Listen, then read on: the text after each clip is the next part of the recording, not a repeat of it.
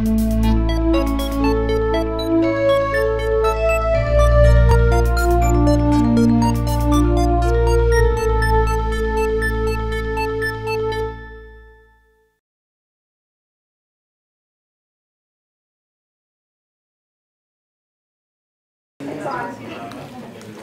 and since I could name the people who are now coming late, embarrassing. And the reason I won't is because I want to thank you all for coming out in the rain. This was important. It's something that we're very pleased to do, but the weather did not cooperate with us any more than it did. I see some Giants colors. It didn't cooperate with the victory parade either. But thank you for coming through the rain. And I know there may be some people who have trouble getting here and who will come in a little bit late, so I'll promise not to point them out however much I'm tempted. My name is Emily Harrison. I think since I see a good portion of the audience is my staff, I know that you know me. And I am assuming you also know our Chief Executive Officer, Gary Graves. Ooh, I got a promotion.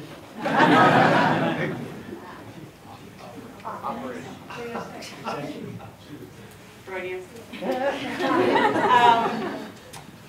Gary is actually the person who I think will start us off, but I want to say before we do start that this is not intended to be a one-way conversation.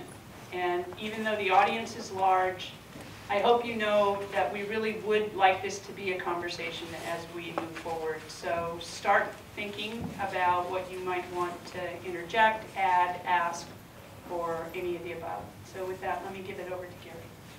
Thank you, Emily. And I also want to thank you very much for coming out 3 o'clock on a Friday on Halloween. You must be wondering why we're doing this. You know, I've been with this organization a long time. I have a lot of pride in what we do, and I have a lot of respect for all of you because you play a really important role. You know, as fiscal officers and administrative service managers, and I see some department heads out here, you guys really are the backbone of a very important part of what we do, and that's the fiscal integrity of this organization. And so, you know, a couple of things have happened over the last 24 months, and we wanted to really, as Emily mentioned, have a conversation. And the only way I know how to do that is to sort of have an honest and very straightforward conversation. And there's kind of 3 topics that I want to cover. And the first one really revolves around what I would describe as the finance community. In the past, and not so much currently, the finance officers, fiscal officers, you know, all had a tighter relationship with the Department of Finance. And with Emily and as sort of the new leader there, I think we really want to think about how we can tighten our finance community. We all recognize the fact that the challenges that we face in terms of the complexity, the scrutiny that we face is significant.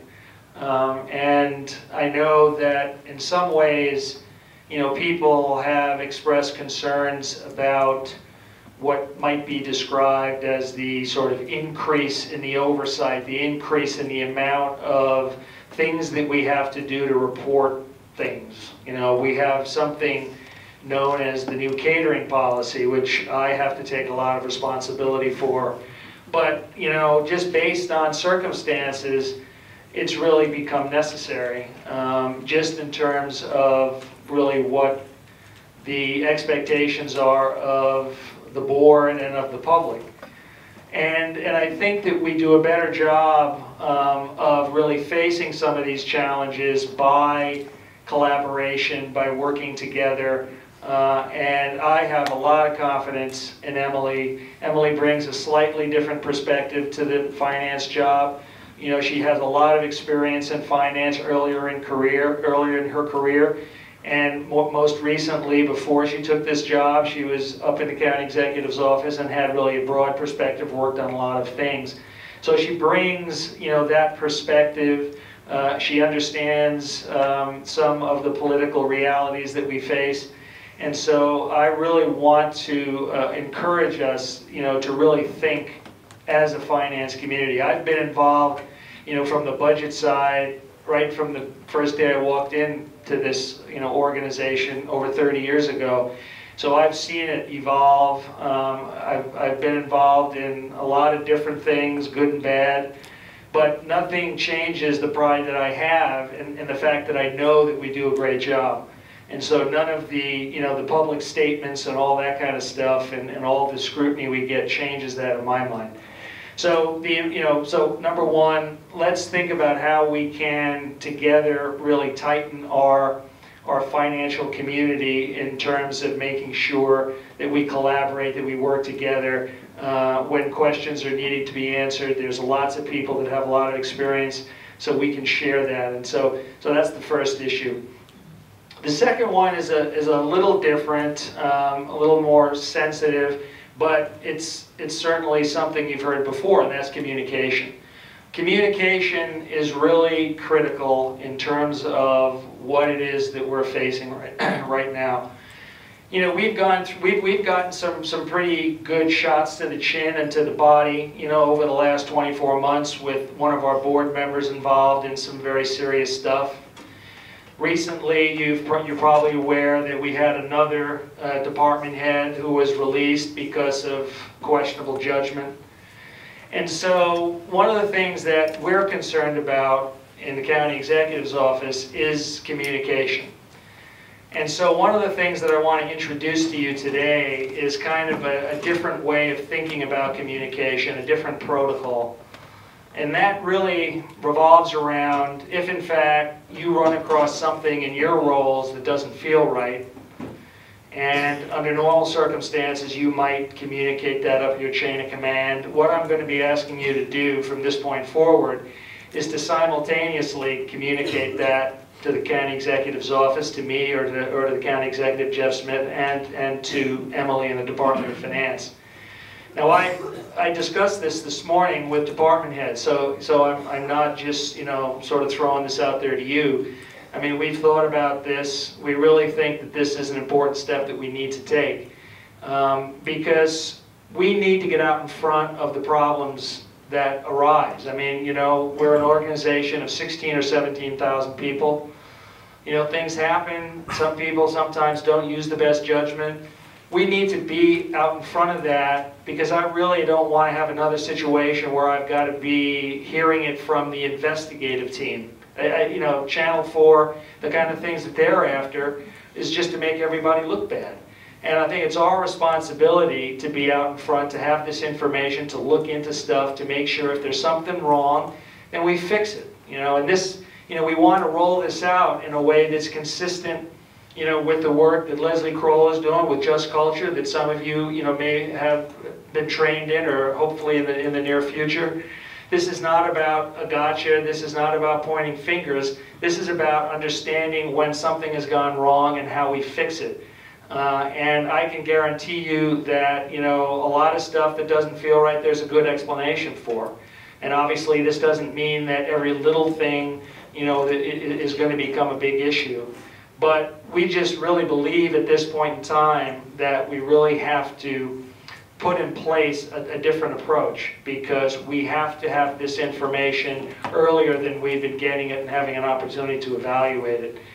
So, that really is, the important message, that I want to send today is really being proactive.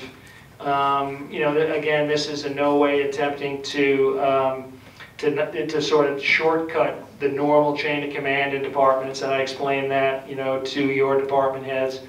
And I think most of them understand, because the difficulties and the situations that we've had to face, in some ways, has resulted in this higher level of scrutiny by the public, higher level of scrutiny and different policies, that are, quite frankly, burdensome. But we don't have a choice, because when these things happen, there's definitely consequences, and people's confidence in what we're doing is shaken.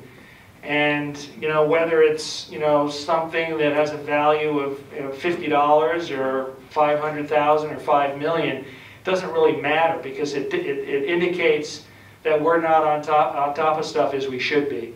And you really have to feel like not only do you have permission, but it's your responsibility, to report things that don't look right. It's not being a tattletale, it's not being disloyal, but we have a higher level, a higher standard that apply to us, that the public views in terms of the fact that we're managing their money. And that's a very important responsibility that I think we need to pay a little closer attention to.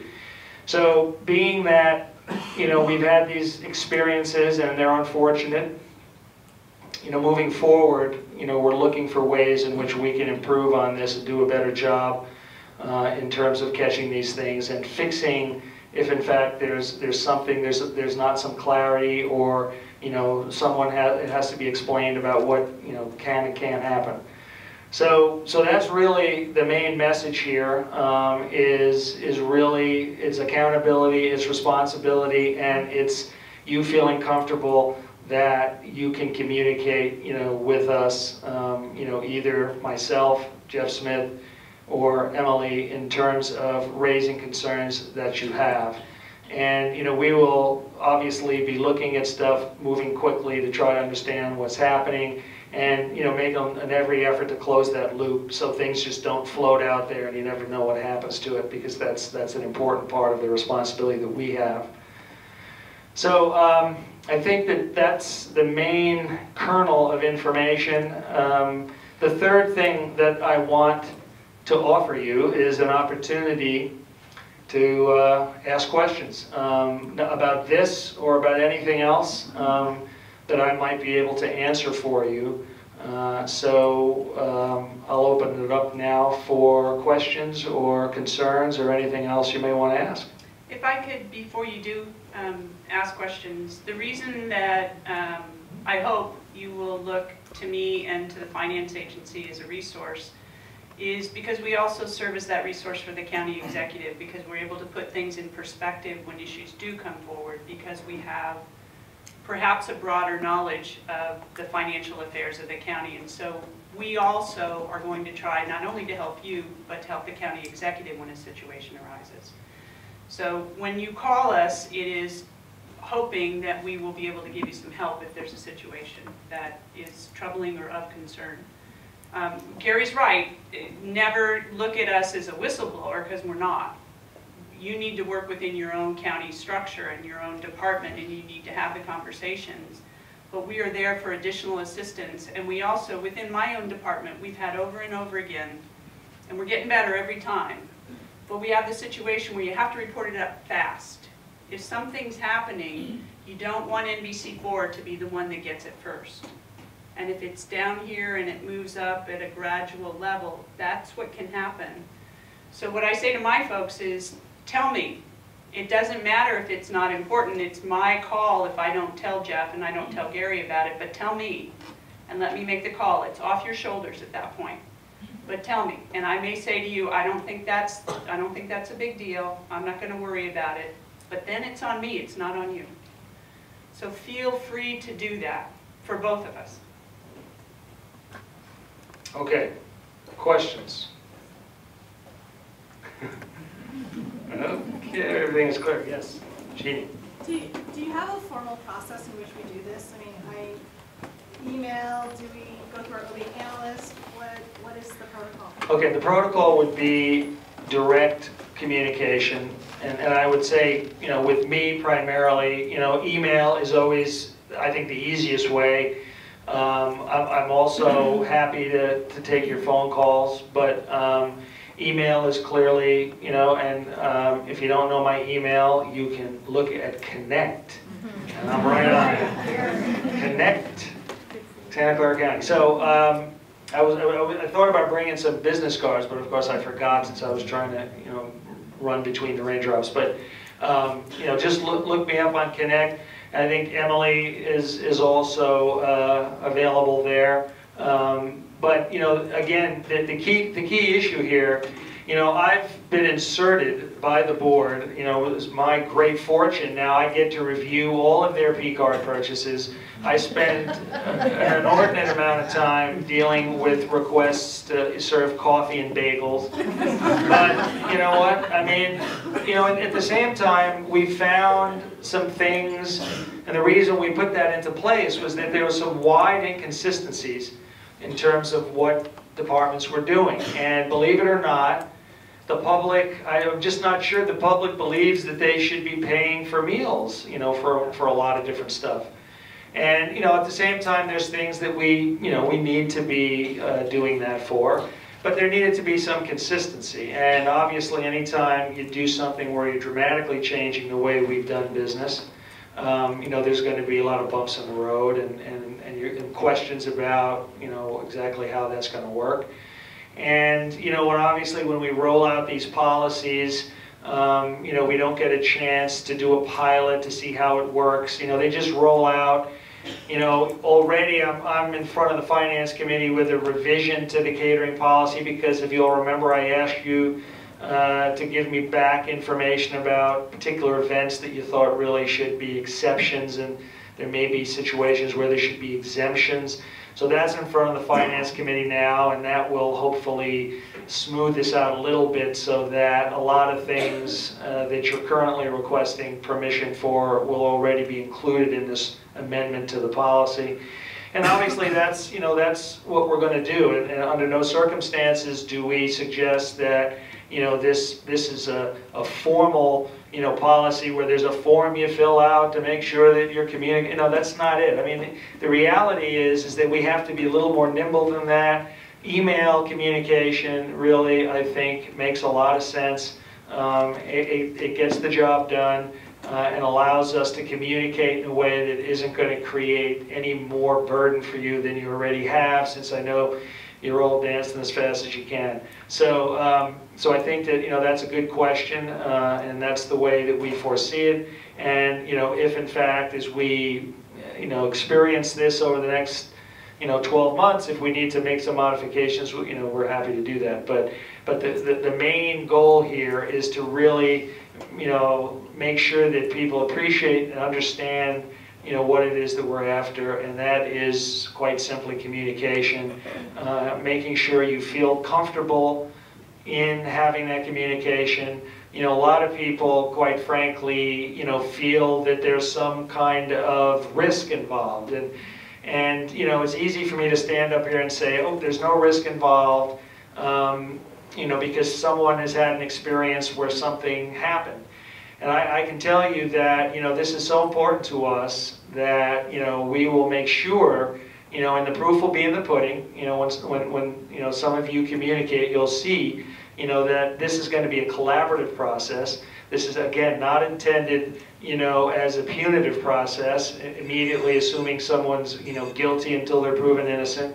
This is really an attempt to make sure that we get out ahead of stuff, we understand what's going on, and we're proactive in dealing with it. And I think that, you know, quite clearly we believe that's our responsibility, since, you know, we in the end are accountable, you know, for what goes on in this organization, and we feel like, you know, we have to reinforce and make sure that we take these steps so that we don't continue to have these issues. And, you know, ideally we would hope that people wouldn't, you know, use bad judgment and make mistakes, but, you know, we're all human and sometimes those things happen. So we have to be prepared, and we have to have a process in place to address it. Leslie? What if, as a result of this conversation, something is occurring to me that maybe I should have brought forward earlier? Is it ever too late? It's never too late. It's never too late, because, yeah, I mean, you know, the reality is that, you know, this is a dynamic organization. Things are happening every day and on the weekends, right? And so, you know, as soon as we're made aware of it, that's when then we have to take action, investigate it, make sure that everything is as it should be, and if it's not, to figure out, you know, what we need to do to correct it. I mean, that's really what we're after, is, you know, doing a better job of that, and we can only do that through the people who, you know, boots are on the ground on the front line, which is you. I mean, you're seeing all this financial stuff come across your desks in one form or another, and so that's the reason why we're having this conversation. Obviously, you know, this is not something that can be done, you know, from the 30,000-foot level where some of us unfortunately live. So, you know, we're dependent on you. You know, you're critical, as I said before, you know, to the way this organization operates. And I think, you know, quite frankly that we do a very good job. But you know, you can't deny that we've had these issues. I mean, these are issues that have occurred, and so for that reason, you know, we have no choice but to step up the way in which you know, we manage and how we oversee, you know, the operations of this organization. Martha. I guess I have a question a little bit about sort of the scope of what we're talking about, because some things we're talking about, it sounds like individuals have maybe not exhibited the best judgment. I'm thinking, for example, we have this whole patient billing operation, which is, it has a lot of financial consequences. We also have sort of a compliance team attached to that when something goes wrong, that's our normal vehicle to report it. Are you interested in that kind of thing as well? Is there a particular focus of the kinds of issues that we're talking about? Well, I think what Gary and I are most concerned about are not issues that are not being worked on actively, Right. that don't have subject matter experts who are working on them. And if there's, and I assume there is, those issues are also under kind of Paul and Renee's eye, then that's a little bit different. Okay. I think it's more of an issue where you know something just isn't right, and you've raised the issue, but it doesn't seem to go anywhere, and it's not getting any better. Then that's when you start to think about it. You know, it may be that, I'll give an example from a totally different area, but we had an area where one of the departments was very concerned about the way that the accounting was done for the 1991 realignment funding. And I'm telling the story on ourselves, so sorry guys. And just couldn't seem to get traction with that. Those are the kinds of things to say, you know, I'm really worried about this, and it doesn't seem, I'm really worried it's not moving. Then just let me know. That wouldn't be one you bother Gary with, because it's not, but, you know, some other things happen, and it may not even be directly under you, but you're a little bit concerned that it seems like we're spending a lot for toilet paper every month. Or, you know, you know, those are the kinds of things where you probably want to just...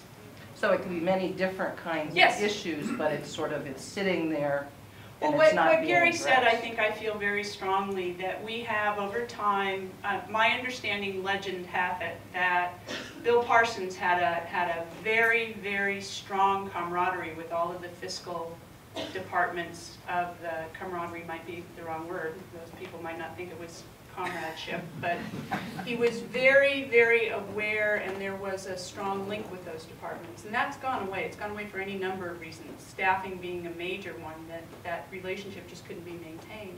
But we've all lost in the process.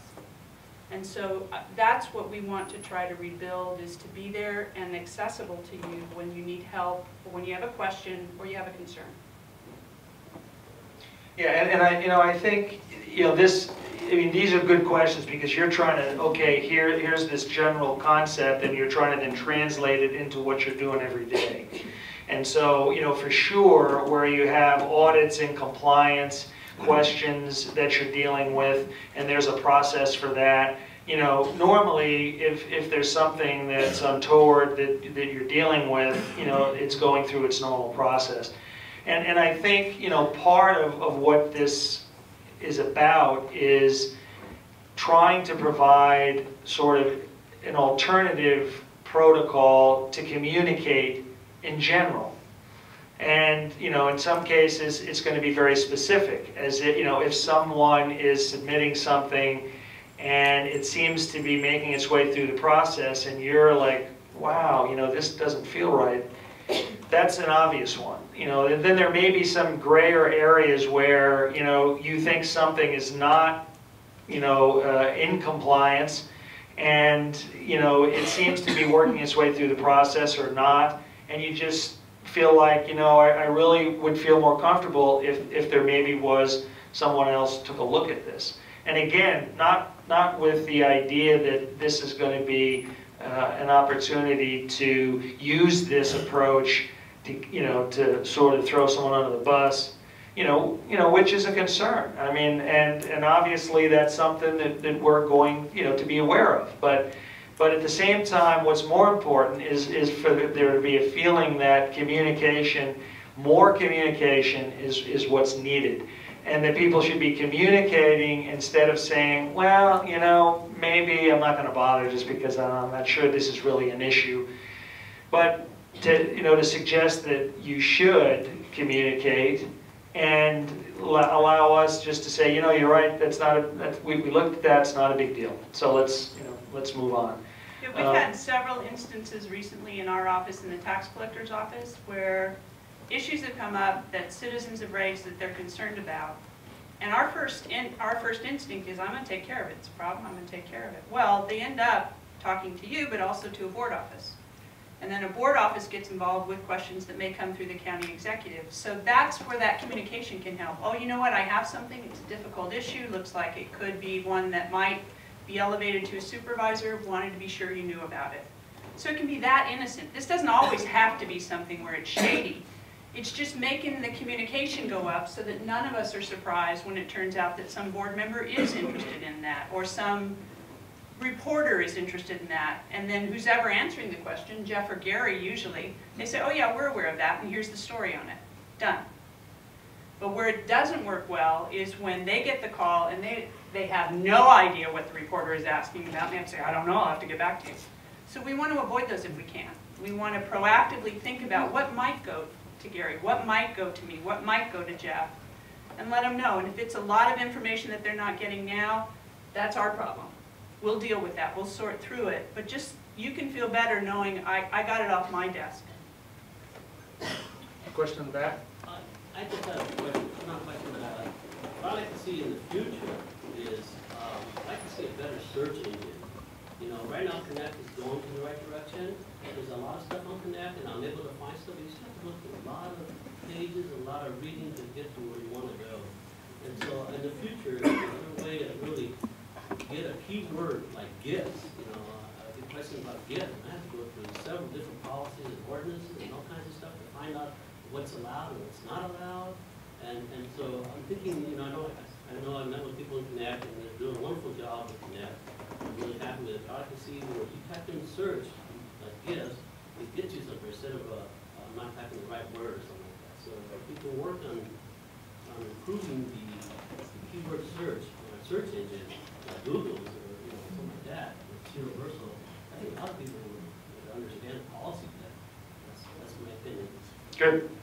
Appreciate that. I think that obviously the question about tools is always something that is important. And so, suggestions or areas where, you think that an improvement would make a difference, absolutely something you should raise. And, this is an opportunity, and I'm glad that Jesus took that opportunity.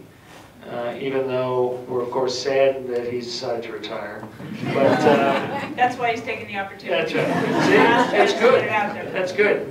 And even if you're not planning to retire and you have a question, and it doesn't have to be about this topic that we're talking about. If you have other questions, I want to give you an opportunity, to throw it out there.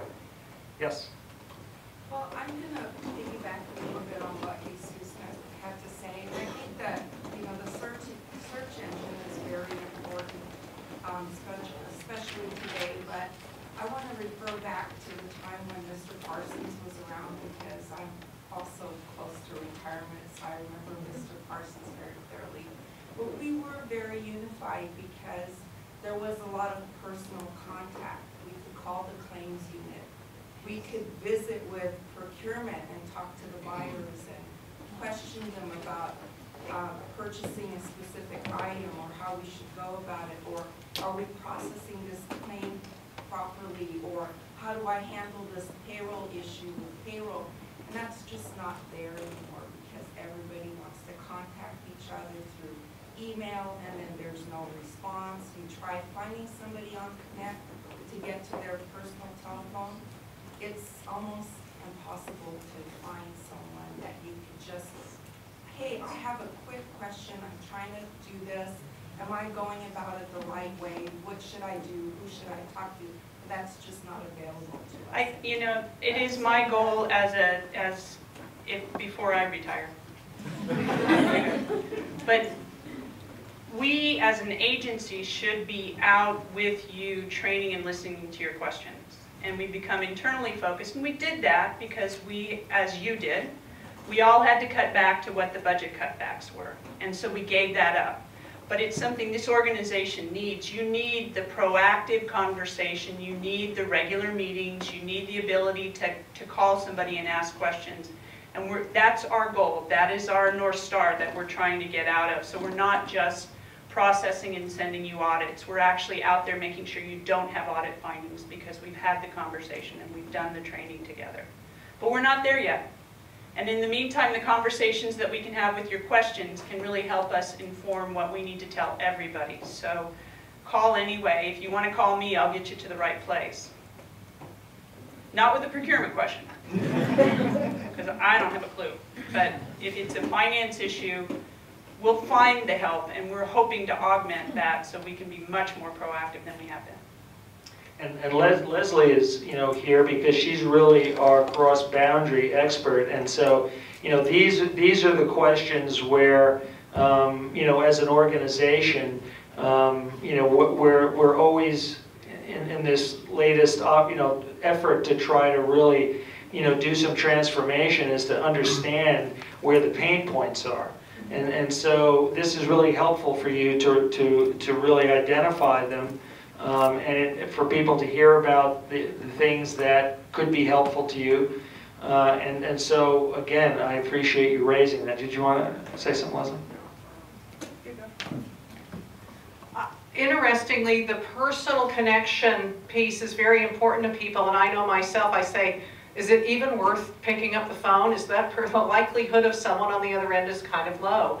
But with that in mind, Mike Cornder, who is the OBA analyst for ISD, he's working with ISD very closely on building up a much more sort of networked feature as part of Connect, and also as we get Office 365 further ahead, so that people can be looking people up by certain kinds of abilities, skills, locations, names, etc. So we're going to be building a lot of cross-referencing directories. If you're a specialist in contracts, if you're somebody who does claims, etc. So he's working on that with them, and I'm not quite sure what the time frame is, but we have exactly what you're talking about in mind with some of these new tools.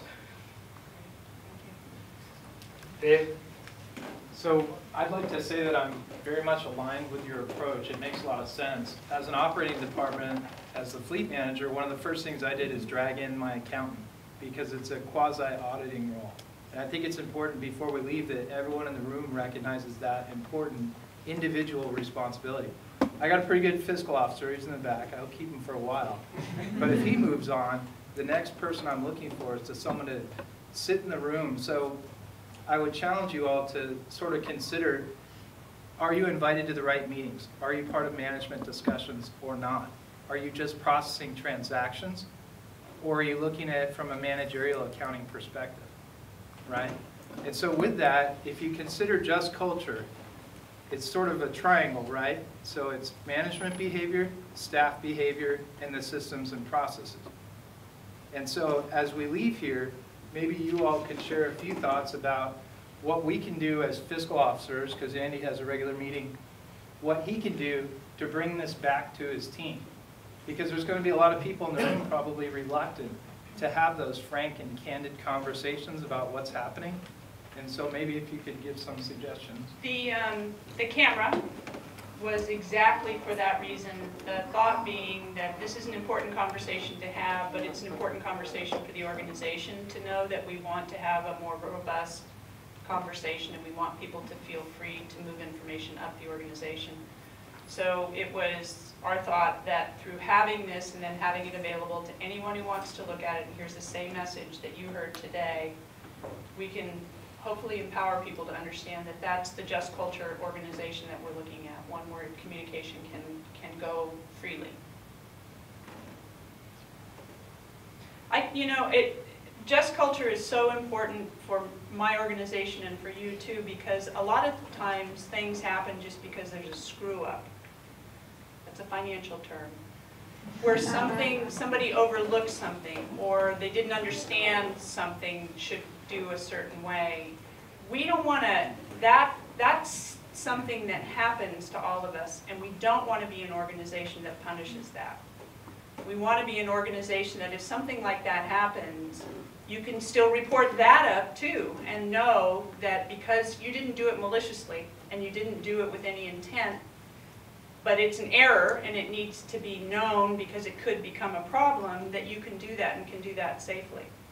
And that's easy for me to say, but that's true, isn't it? I mean, you want to feel that if you did something wrong, or you know that something is incorrect, no malintent whatsoever, but it's really not right, and it might be not right with several zeros. You've got to be able to feel that you can be safe in having that conversation so that we can take care of it and get in front of it and fix it. And that's what we need to strive for. We may not have it today, but that's what we need to strive for. Any other questions on this or any other topic? You know, this opportunity doesn't come around. So, you know, feel free. If there's something that, you know, you think, boy, if we only could do it this way. And of course, not to say that because you think we should do it this way, then that's the way we're able to do it. But it's certain, if we don't know about it, then there's no chance that, you know, that we could evaluate it and you know, potentially do something about it. So, you know, I appreciate once again, if no, there's no other questions. Can I ask you a question? Yeah, you sure can. Can I ask you Dave's question?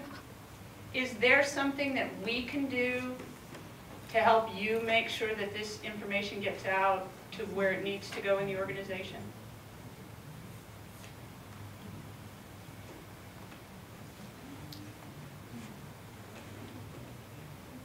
Martha? I think by talking to department heads this morning, I think you've taken that step already. My question is, what was the department head's reaction? If I'm taking this approach where I'm reporting to finance in the COO as well as my own management. But you're not reporting, you're just communicating. Communicating. And so what was the department head's reaction when you rolled out this approach to them? There was one particular department head that had a concern that I think understood and felt like under the circumstances that this was an approach that needed to happen, but felt concerned about how this could be used in a negative way in terms of, you know, potentially somebody trying to use it to impact or hurt somebody else. And so, you know, what I said is that, you know, one of the things you're going to have to do is you're going to have to trust us, because you're going to have to trust the fact that, you know, we know, and you know, what we're going to do here is not just take this information and immediately run with it without evaluating it, looking into it. You know, we've been in this organization. I've been in this organization a long time. I've seen it all, or at least most of things, good and bad. So, you know, again, the goal here is the communication. It's not to undermine your chain of command. It's not, you know, to play gotcha or to use it in a punitive way. And so I feel pretty comfortable, even though I might be the one that ends up with a lot of this communication, that it's going to be nothing but positive in terms of allowing us to be in a position so that we don't have surprises, so that we're able to fix things, you know, before they get out of hand. I mean, you know, this latest incident, the resulted from the fact that, you know, something had been going on a long time. It had been reported up the chain of command, and it didn't stop. And, you know, if I can guarantee you, because, you know, what I often tell people is, you know, the test that I apply is do I want to read about this on the front page of the Mercury News?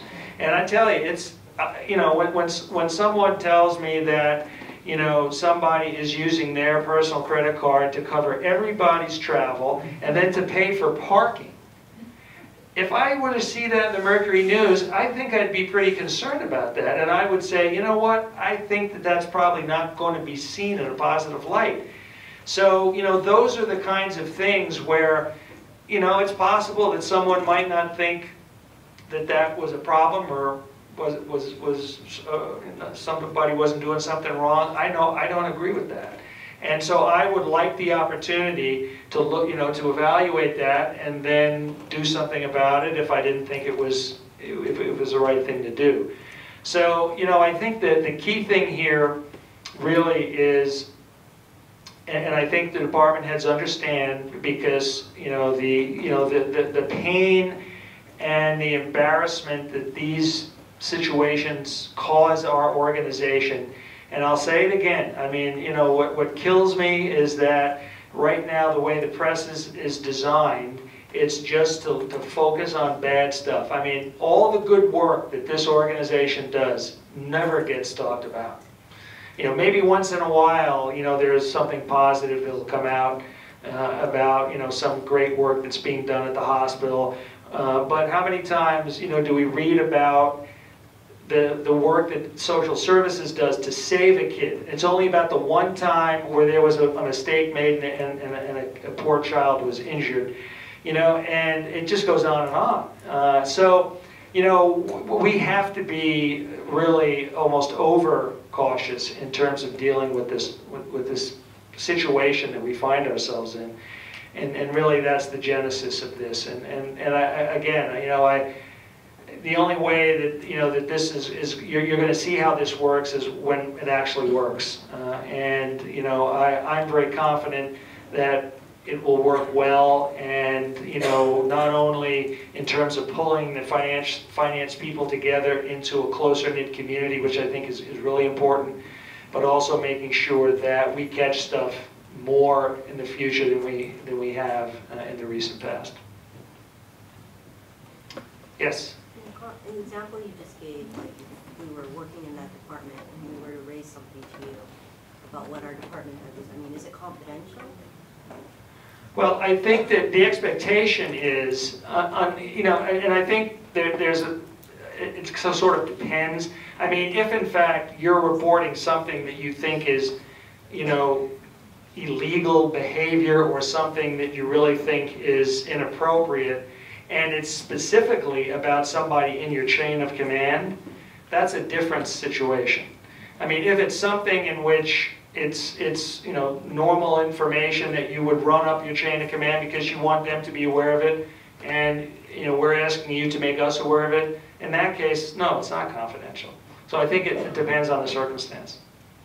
Probably when you have the transmission of information, you include in that, I'm worried about telling you this, or just tell us. Just tell us, or I brought this up and I'm afraid that there might be retribution about it. Just include that in the communication, because we're not trying to hang you out.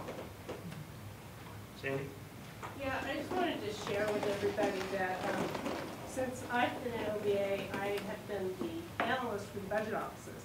And a couple of things, two or three things have come across my desk that I have had to raise to Gary's attention. And I can tell you, you can trust him to deal with it, and to deal with it discreetly, and to help you out with the situation. And so I encourage you, if you see anything, please trust them. They're here to help us, they're here to support us, and it'll work out. It'll work out. Okay, any more testimonials?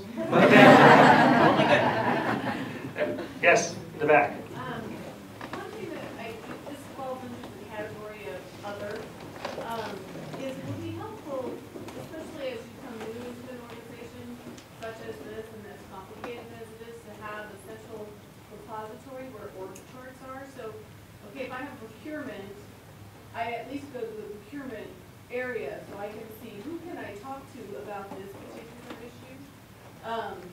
Or any other, and it just also helps to know relationships so that you can sort of see who reports to do, and sort of understanding and get the sort of landscape of things. And it just seems like I am always trying to like do investigation of who's responsible for that, and okay, is that, you know, it just seems like it's just hard to infiltrate all the system. It's complicated. Yeah, and then it changes. Yes. And the person's gone, or we move that unit over there, and it's not. I see Leslie, because I know that having our organization be one that you can know where to get help is dear to her heart. So I see her writing that down right now. And you know, the budget document has some broad organization charts, and I think that the budget staff has more detailed information because they have that information that helps them create that. So, you know, I think that one reasonable thing to do is to talk to your budget analyst. You know, they have a variety of information or access to information, and you know, that's certainly an option. Obviously, none of this is secret. None of this, you know, there's information that is always available, and then there's other information that isn't as easily available, and not for any particularly good or bad reason. It's just, you know, it's sort of the way it's stored is not as easily accessible. And ideally, you know, that wouldn't be the case, but, you know, the reality is that it is. But, you know, there are certainly ways in which, you know, that information can be made available, or at least you can get some insight into how you can access it. So that's one idea for you. Yes? Since we're talking about personal credit card reviews, for those travelers who do not have e-card and they have to use their own personal cards, and most of the personal cards have this, you know, like some, they have like revenue or Points. credits. Yeah, points. So points. Now, do you recommend that we insist that they use a cash advance, do a cash advance, or still use their e-card, I mean their personal cards? All right, we have experts here. I want to tell you that there is an expert who's sitting in the front row. Mr. Minato, if you would stand up. If you can't get him, we'll find someone else for you. But whenever you have a question, you need to ask, and we need to help you out. Because I got to tell you, Alan works most travel exceptions, and those that really just, there's no way to resolve, I get. And if there's no way to resolve, he gets. So there is no dumb question about travel. I don't know the answer to that. Do you want to give a quick answer? He's grumpy today. There can't be a meeting with Alan in it, and not a discussion of travel policy. It's a fiscal officer meeting, so Alan has to say something. I was going to get off lightly today, but obviously not. So the situation you mentioned was a person uses their own personal credit card, and that person happens to have points on that card, and so, you know, it's a de minimis situation where, you know, what is the person going to do? He does not have a P card, so he needs to use something. Hotels maybe will take cash, but I wouldn't recommend the person to bring cash on the trip and get robbed or something. It's in a worse position. So in that case, you know, the situation that Gary mentioned was where somebody was doing it on an ongoing basis, continually, for big amounts of money. And so the situation hopefully you're mentioning is maybe a trip maybe once or twice a year. And so anyway, I would say it should be okay. Sorry, I have 2 cents I want to add on that. Is in our department, what we do is whenever we can use the P card to make the payment, even if it's hotel payment, I will ask my secretary to pay in advance. If it's not possible, then it's really, we already try the best that we are using the county P card instead of using personal P card. And that's the criteria we are using right now. You remember what Gary said? It's the rule to go by. Do you want to see it in the front page of the Mercury News? And the fact that you use a personal credit card and you got Amazon points for one trip, and the one and only trip that you go on probably isn't going to make the front page. So it's as good a rule to go by as any. And I realize in these times, to say to you, use good judgment, is like, really? Really? Because there are rules for everything. but really good judgment can be backed up by just calling Alan and saying, okay, here's what I think. And Alan goes, yep, you're right, we're with you. So you just passed it off to him. And if he's concerned about it, he's going to say, Emily, here's what I told her. And I'm going to say, okay, then it's on me. So move it, move it. Okay, now I think it's time for the Halloween costume contest. Oh, you guys are all very conservative, I guess. Obviously, I am too. Thank you very much, guys, for coming, and we look forward to working with you. Appreciate it.